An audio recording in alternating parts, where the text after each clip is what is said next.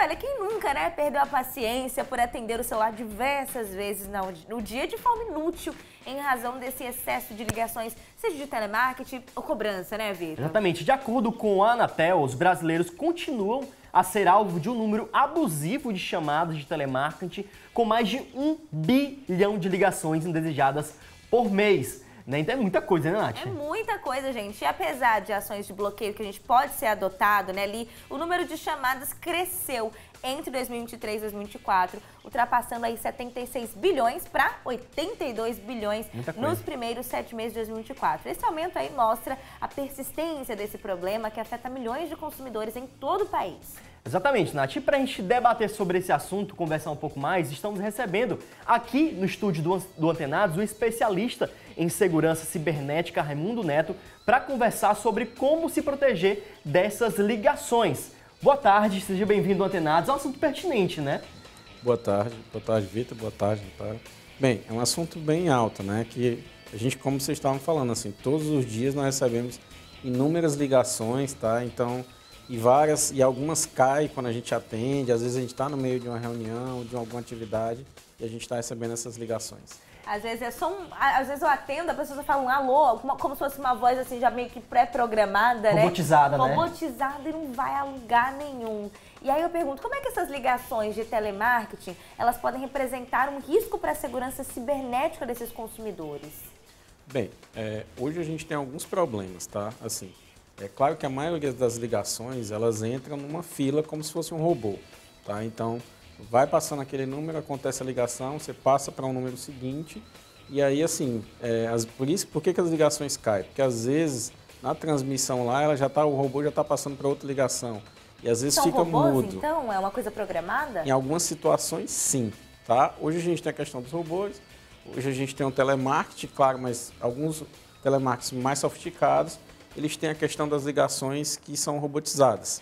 Certo? E aí você depois passa para alguém, né? Passa para um ramal lá e alguém vai falar com você, só que esse tempo de espera muitas vezes fica mudo, certo? E como está todo mundo ocupado, em algumas vezes a ligação cai. São esses tipos de problemas que a gente tem. Agora eu acho a grande questão para quem está de casa, que vai se perguntar a questão de possíveis golpes. E aí eu queria lhe perguntar como é que a gente pode identificar se uma ligação telefônica é de uma fonte legítima ou uma tentativa de fraude. Tem como diferenciar e como a gente se proteger? Bem, esse é um outro ponto também que a gente precisa falar, né, para a população. O que é que está acontecendo? Antigamente a gente tinha aquelas ligações de dentro dos presídios que falavam o seguinte: olha, Nath, aqui é sua filha, foi sequestrada, ela está chorando, tá? Então, assim, esse era o golpe antigo. Hoje a gente tem as mudanças, né, Vitor? Então, assim, hoje a gente tem as mudanças, que são outros golpes. Estão tentando aqui fazer um pagamento da sua conta de R$5.000, tá? Você fica aperreado e aí eles começam a fazer essa comunicação. O que é que as quadrilhas fazem? De dentro dos próprios presídios, hoje eles conseguem comprar banco de dados, certo? Que estão lá os nossos números telefônicos. Como é que eles sabem que aquele é meu WhatsApp ou que aquele é o número que eu utilizo? É porque dentro desses bancos de dados, ele já tem qual é a última frequência que você tem de número. Então, geralmente, se você tem o último número, provavelmente o último número que você adquiriu é seu número atual, tá? Então, eles conseguem fazer essas ligações e muitas vezes essas ligações são golpes. Então, não é de uma forma aleatória, né? Às vezes eu imaginava que alguém passava o dia inteiro tentando combinações de números que desse para alguém. Existe realmente uma quadrilha, todo um esquema por trás que detém nossos dados e disponibiliza para essas pessoas? Isso. Infelizmente, a gente tem esse problema, né? Então, essas quadrilhas, elas estão muito bem organizadas. E aí, o que é que elas fazem? Elas se dividem em grupos, né? Então, vamos lá. Você vai ligar para a letra A, você vai ligar aqui para a letra B, você vai ligar ali para a letra C, tá? Tanto é que aqueles golpes se passando por você, certo? Às vezes, são pessoas que adquiriam lá nessas verdadeiras listas das nossas informações. E quando são essas que a gente atende e cai? Esses robôs, eles são programados por quem e para quê? Bem, na verdade é o seguinte, entra numa fila lá para a realização das ligações, tá? Pelas operadoras ou pelas empresas de telemarketing, e aí a ligação vai acontecer, certo? Após a ligação acontecer, é transferido para um ramal que alguém vai se comunicar com você. Só que às vezes aconteceu muitas ligações simultâneas, está todo mundo ocupado nos ramais e a ligação acaba caindo. Agora, Existe uma grande curiosidade que é assim, você sabe que se a gente pegar uma conversa nossa, durante mais de 3 minutos, eu consigo fazer com que a inteligência artificial ela vai imitar o Vitor, certo? Em qualquer lugar. Então, muitas vezes as quadrilhas estão ficando sofisticadas nesse sentido, elas querem pegar a nossa voz. Para quê? Para algumas autorizações. Existem já alguns serviços que estão sendo autorizados com a nossa voz. Minha gente. Tá? Então, a gente também tem que tomar muito cuidado. Atenda a ligação. Se alguém não interagir do outro lado, tá? Você realmente deve desligar a ligação. Eu comecei a pegar essa mania, eu sempre falo quando a pessoa do outro lado fala. Eu nunca falo primeiro, tipo, alô, quem é? Sabe? Porque realmente pode acontecer. Eu acho que eu vi foi no TikTok essa explicaçãozinha bem, por isso que hoje eu já não falo mais. Quando a pessoa me liga, eu fico calado, espero a pessoa do outro lado interagir para depois falar, por conta justamente dessa situação. Que loucura, né? Isso. E aí, assim, hoje, assim, o futuro vai aumentar mais essa questão da nossa voz, né? Então, a nossa voz vai ser utilizada para autorizar algumas coisas, como ela já, às vezes, acontece quando você fala com a Siri ou com a Google. Então, a gente já tem muito essa questão. E as quadrilhas utilizam esse tipo de situação. Agora, sim, existe um aplicativo que se chama assim, WHOS Call, tá? C-A-L-L. Quem tá ligando? Who's call? Isso. E aí, o que é que ele faz? Ele consegue identificar quem está ligando, certo? E assim, ele tem uma versão gratuita, ele vai lhe ajudar para saber o seguinte, é a operadora X, é a operadora Y, é o banco X, é o banco Y. Ótima dica, viu? Muito bom. Tem como a gente programar o nosso próprio celular para identificar também ligações dessa forma e já bloquear antes mesmo que elas cheguem? Pronto, por esse aplicativo ele já faz a identificação. Sim. Então você vai ver quem está lhe ligando e aí, interessante muitas vezes é recusar, certo? Essas ligações. E olha, quais informações a gente nunca deve compartilhar por telefone, independente de quem esteja ligando? Tem algum protocolo nesse sentido para a gente se resguardar? Pronto. Isso é uma pergunta bem interessante porque, assim, os bancos, eles podem até devolver o nosso dinheiro se a gente for vítima de um golpe, tá? Só que, eles sempre o seguinte, se você quebrar a sua segurança, o banco não vai lhe ressarcir em nenhuma oportunidade. Sim. Então, assim, em hipótese nenhuma, a gente pode passar a nossa senha do banco. Mesmo que você tenha a sensação que lá do outro lado é o gerente. Mesmo que você ache que a voz é igual ao do gerente.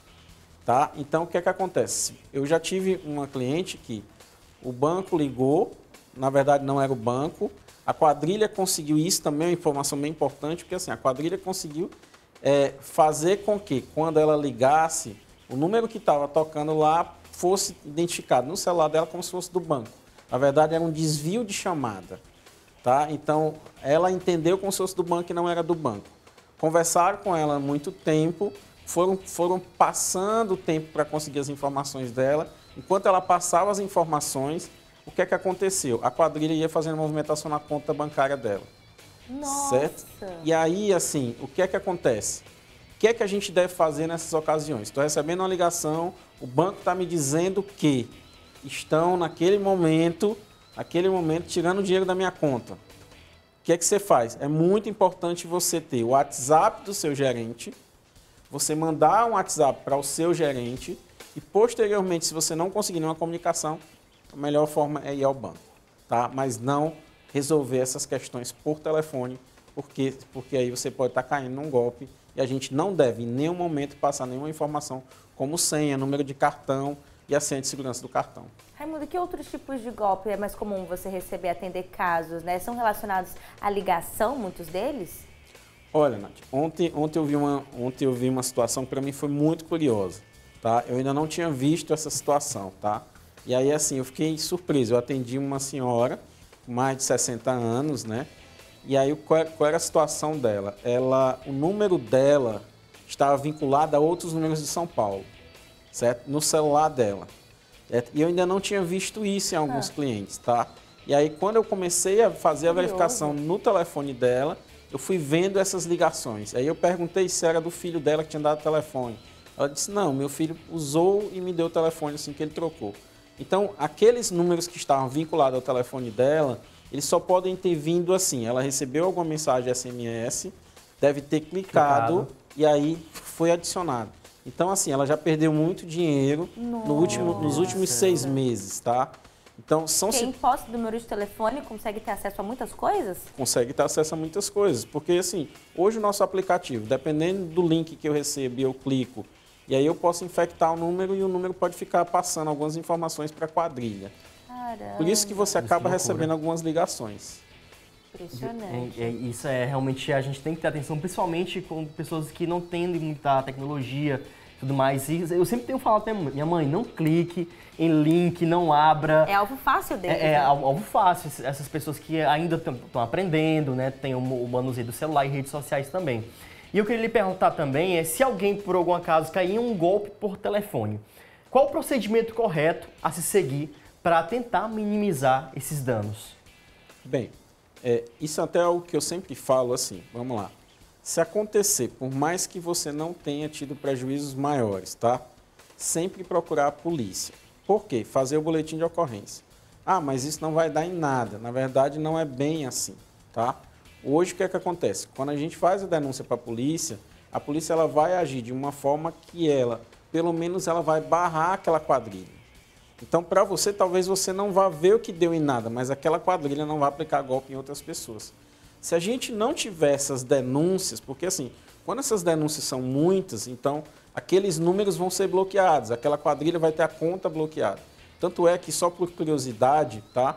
Hoje nós temos um procedimento no Banco Central que se chama MED, né? Que é Mecanismo Especial de Devolução. Se você cair num golpe e aí você transferir o Pix para alguém, tá? Que isso também pode acontecer via ligação, lhe pedindo para você pagar uma taxa. Já aconteceu recentemente, até aproveitando sua pergunta anterior, recentemente assim, quando saiu aquela, o Pix agora vai cobrar imposto de renda. Ser taxado. Ser taxado, pronto. Estavam se passando pela Receita Federal, ligando para as pessoas, dizendo, olha, você tem que aqui, você fez uma transferência Pix, você vai ter que mandar aqui pagar tanto. Lembrei do caso da Fernanda Torres. Tinha bandido se passando pela Fernanda Torres, mandando mensagem. Preciso de tanto Preciso de R$300. pra receber meu Oscar. E teve gente que caiu, velho. Gente, é bizarro, sério. Como assim, bicho? Isso. E aí, o que é que acontece, pessoal? Existe esse mecanismo e o mecanismo funciona assim. Você caiu num golpe, vai ter que fazer o boletim de ocorrência. Estando em mão do boletim de ocorrência, tanto isso tem que ser muito rápido. Por É o quê? protocolo padrão, né? Isso. Fazendo o boletim de ocorrência, você entra em contato com o seu banco, o seu banco vai entrar em contato com outro banco que a conta foi transferida. Se o dinheiro estiver na conta, o dinheiro é bloqueado, certo? E aí esse dinheiro é devolvido. Se cair outro dinheiro na conta, o dinheiro vai ficar bloqueado para ser devolvido para você. Então, se a gente não denunciar, se a gente achar que vamos deixar para lá, muitas pessoas acabam sendo vítimas de crimes. Já que a gente está falando muito de celular, dispositivo, eu queria lhe perguntar também como é que a gente, quanto consumidor, pode proteger os nossos dispositivos, né, seja celular ou computador, e também os dados pessoais, após receberem uma ligação de telemarketing, digamos que suspeita. Bem, o que é que acontece assim? Hoje a gente gosta de usar a mesma senha para tudo. Eita, esse é um problema. Ah, é o meu problema. O meu problema também. Nossa, isso é um problemão. E aí, um conselho que eu dou, tá? Você precisa fazer uma senha diferente para tudo. Eu entendo que, assim, humanamente é bem complicado, tá? Então, o que você pode criar? Você pode criar uma senha padrão e você pode ter variações de serviços, tá? Um exemplo, assim, vamos lá. Vamos supor o seguinte. Eu quero acessar o Facebook, tá? Então, eu posso criar uma senha bem simples, tipo N maiúsculo de neto, tá? N maiúsculo. No lugar do E eu posso botar um 3, colocar um T lá normal e no lugar do O eu posso botar um 0. Pronto, essa é a minha senha padrão pequena.